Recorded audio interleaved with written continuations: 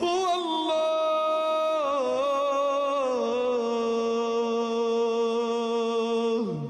هو الله الذي لا إله إلا هو الملك هو الله الذي لا إله إلا هو الملك القدوس السلام المؤمن المهيمن العزيز الجبار المتكبر سبحان الله. Salam alaikum wa rahmatullahi wa barakatuh. Alors ici, j'avais préféré la version podcast pour vous parler rapidement et succinctement des obligations quand on est musulman et qu'on a le sentiment que il est temps pour nous de s'ancrer dans une vie de famille, une vie de couple, d'avancer dans nos projets personnels et collectifs, parce que la famille s'ancre à doublement donc dans un projet collectif et dans un projet personnel. Donc il est nécessaire maintenant d'aborder la question. Donc quand il est temps pour nous de se mettre en conformité avec les exigences d'Allah afin de nous faciliter, parce qu'Allah nous enseigne bien que prendre la voie spirituelle et accepter les conditions qu'Allah nous a données en tant que serviteur de Dieu et de soumis, c'est prendre la voie la plus facile, parce qu'Allah jalonne notre route afin d'éloigner de nous un certain nombre de difficultés. Les vraies difficultés qui se posent donc lorsqu'on commence à aborder la question du mariage sont celles-ci. Donc j'allais énoncer les étapes. Donc la première étape qui peut intervenir très jeune ou qui peut intervenir tout au long de sa vie, c'est de consulter ses parents sur la question du mariage et donc de le faire savoir à ses plus proches, donc sur le fait que l'aspirant au mariage a envie de se marier, afin que la nouvelle se répande et qu'on commence à faire des propositions de mariage et recevoir des propositions de mariage. La deuxième, c'est de faire intervenir les imams. Donc, il faut tenter de se rapprocher de sa communauté, de la mosquée ou des mosquées les plus proches de son environnement, et de faire savoir donc à l'ensemble de la communauté, par le biais de l'imam, qui peut lui-même faire une annonce en disant « Ya Ikhwan, voilà, nous sommes en contact avec des sœurs de la communauté qui souhaitent se marier, faites passer la nouvelle et ensuite que les aspirants au mariage se fassent connaître, Inch'Allah. » Et puis, le dernier recours, pour ceux qui se sentent le plus isolés, ce sont donc les sites de mise en relation des aspirants au mariage, et non pas des sites de rencontre, parce que Allah a interdit aux hommes et aux femmes de se rencontrer dans le cadre d'un développement d'une intimité, donc c'est complètement illicite. Donc nous n'avons pas de site de rencontre en islam, c'est une vulgarisation qui est dangereuse. Nous avons des sites de mise en relation entre les aspirants, les personnes aspirant au mariage. Et en général, les rencontres ne se font pas en tête-à-tête, mais elles se font elles sont chapeautées, voilà, avec une personne qui est là et qui est garante que tout se déroule bien et qu'on ne sommes pas en train de déroger à la sunna. Aussi, donc, nous venons d'énumérer 4 étapes, 3 plus précisément. La quatrième, alors je n'en connais pas de quatrième, toutefois si vous en connaissez une, vous pouvez le mettre en commentaire. Donc, ce qu'il y a à savoir quant à la relation au mariage. Donc, la personne doit être capable et pas irresponsable quand elle souhaite se marier, et elle doit aussi faire attention que l'aspirant qui souhaite l'épouser ait les mêmes caractéristiques. C'est une personne qui doit craindre Allah et en même temps le vénérer. Et s'il n'y a pas de crainte d'Allah, alors ce sont des gens qui ne sont pas prêts à être mariés. Aussi, l'islam est une religion du juste milieu, donc il faut poser un certain nombre de connaissances de soi, de connaissances de l'islam, des conditions que l'on souhaite obtenir par le mariage, comme l'acceptation des enfants qui étaient là avant, ou des enfants que nous avons eus hors mariage lorsque nous nous sommes repentis, que nous sommes revenus à la vérité. Nous devons avoir conscience que comme nous n'étions pas parfaits, le conjoint aspirant doit être conscient que l'islam permet le retour et le pardon de la part d'Allah, et qu'il ne doit donc pas juger la personne vis-à-vis des fautes qu'elle ait commises, et qu'elle doit accepter aussi l'enfant, l'enfant de la conjointe ou l'enfant du conjoint. Alors j'ai remarqué que les femmes acceptent mieux que l'homme puisse revenir à la piété et qu'il n'ait pas eu une vie extraordinaire en termes d'islam et qu'il ait commis des erreurs, mais que les hommes sont plus exigeants et pardonnent moins. Si vous êtes d'une nature à pardonner et à être souple, choisissez-vous un conjoint qui ait les mêmes caractéristiques. Ne prenez pas quelqu'un d'inflexible. Donc, soyez très vigilants par rapport à ces critères. Les personnes qui ont déjà beaucoup souffert en quête de la grâce d'Allah et qui sont tombées dans beaucoup de pièges et qui ont eu donc des problèmes à se valoriser en tant que musulmans, ne pourront pas supporter quelqu'un qui va tout le temps vous remettre dans la situation où vous vous êtes manqué, donc vous rappelez vos manquements. Une fois que vous-même en avez tiré les conclusions et êtes revenu à la piété, votre conjoint n'a pas à vous acculer avec ce genre de mise à jour qui c'est très, très dévalorisant pour la piété de quelqu'un. Donc soyez extrêmement vigilants lorsque vous venez d'un environnement où vous avez été beaucoup blessé quant à votre piété, de choisir des gens qui ont la bonne compréhension de l'islam et qui ne vont pas ensuite vous le reprocher. Donc soyez vis-à-vis de vous-même d'une honnêteté extraordinaire quand vous considérez le mariage et vos nouvelles aspirations, donc que vous voulez rentrer dans le rang au travers du mariage. Tentez de comprendre ce qui vous touche et allez vers des gens qui ont l'ouverture d'esprit qu'Allah apprécie dans la religion du juste milieu. Allah dit, celui qui a réussi à se purifier, Allah lui a pardonné, il l'a repris et le guide, celui-là n'a pas à être battu ou flagellé pour des erreurs du passé. Donc, vis-à-vis de ça, il faut que vous fassiez preuve d'indulgence vis-à-vis de vous-même et que vous choisissiez donc des conjoints qui ont cette caractéristique d'être pardonneurs, doux, et non pas des personnes extrêmement rigides. Donc l'enquête. Alors, normalement, quand on veut se marier, il est préconisé, et ça c'est dans la sunna, de faire une enquête sur le conjoint. Donc la famille qui donne sa fille ou la main de sa fille, ou la famille qui donne la main de son fils, doivent faire une enquête vis-à-vis de la famille et vis-à-vis du comportement religieux de la personne qui vient demander la main.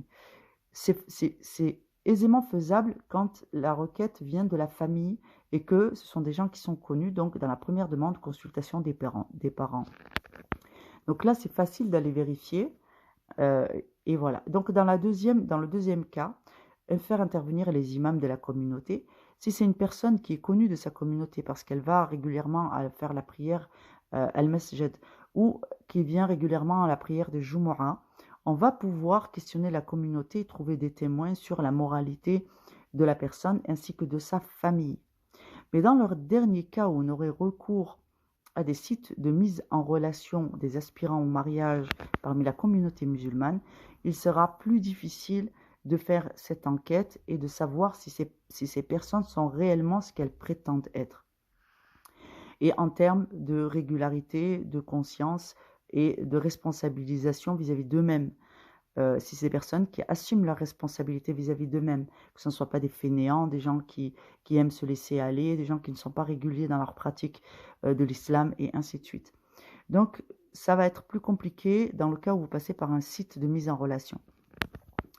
Et qu'est-ce que je voulais traiter encore? Ah oui.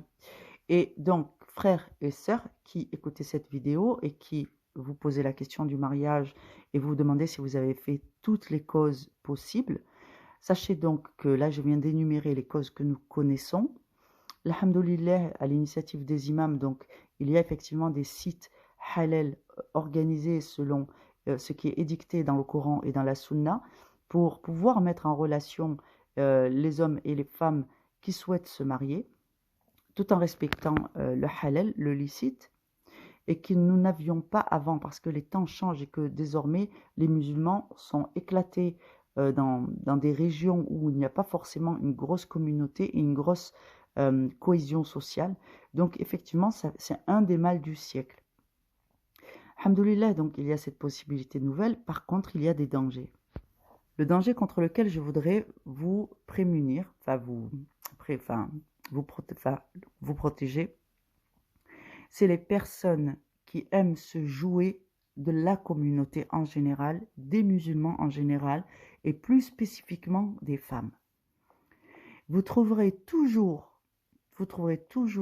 des prédateurs, même sur les sites de rencontres, qui viennent et qui trompent leur petit monde. Vous trouverez toujours des gens, des hypocrites, qui ont une bonne connaissance de l'islam ou qui sont profondément menteurs et qui vous diront « oui, je vais faire des efforts, oui, je suis quelqu'un de bien » et qui vont pouvoir tromper et les imams et vos parents et vous tromper vous et vous allez vous retrouver marié avec une personne crapuleuse qui va vous faire beaucoup de tort. Donc, vous n'avez pas beaucoup le choix. Il va falloir changer d'état d'esprit. Désormais, vous devez comprendre qu'un musulman, rien que le fait pour lui d'être musulman, fait de lui un mujahid, c'est-à-dire un combattant. À partir du moment où vous êtes musulman, vous aurez des ennemis. Et vous aurez des gens qui vont, d'une façon ou d'une autre, tenter de rentrer dans vos vies pour se légitimer eux-mêmes dans leur tromperie, que vous soyez leurs vêtements au regard des autres, et à la maison, ils vont vous souiller. Et dans votre intimité, ils vont vous faire mettre en péril votre piété par tous les moyens. Ces gens-là, Allah vous prémunit contre eux. Ils sont décrits dans le Coran. Donc, il va falloir développer la connaissance pour pouvoir choisir un époux ou une épouse. Alors, je ne vais pas vous énoncer ici toutes les qualités ou tous les défauts qu'il faut éviter et toutes les qualités qu'il faut pouvoir trouver. Je vais vous donner une liste déjà qui est indispensable à connaître. Premièrement, on ne se donne jamais, qu'on soit un homme ou une femme, quelle que soit la pression, avant le mariage. Deuxièmement, on ne fait jamais un halal sans le faire suivre d'un mariage civil, surtout en Occident. Sinon, c'est une bid'a. Combien de femmes se sont retrouvées avec un halal et restées une vie, 2 ans, 3 ans ou 4 ans avec une personne, qui ont des enfants ensemble et qui les quittent parce que leur situation maritale auprès de l'administration française ou occidentale, non musulmane je veux dire, c'était concubinage, et qu'ils se retrouvent à ne devoir rien à leur femme, même pas la subsistance pour l'enfant, et les droits de la femme sont totalement bafoués, alors qu'en islam c'est totalement interdit, c'est illégal. L'homme doit 1 an de subsistance à sa femme, quand bien même à partir du moment où elle éduque les enfants, elle a la charge des enfants, et quand bien même elle n'en aurait pas avec lui, il doit, le temps que sa situation à elle s'améliore, il lui doit 1 an de pension. Vous savez, l'islam est très protecteur vis-à-vis des femmes. Donc si vous obéissez à ce que Allah a décrété, vous avez quand même un certain nombre de garanties.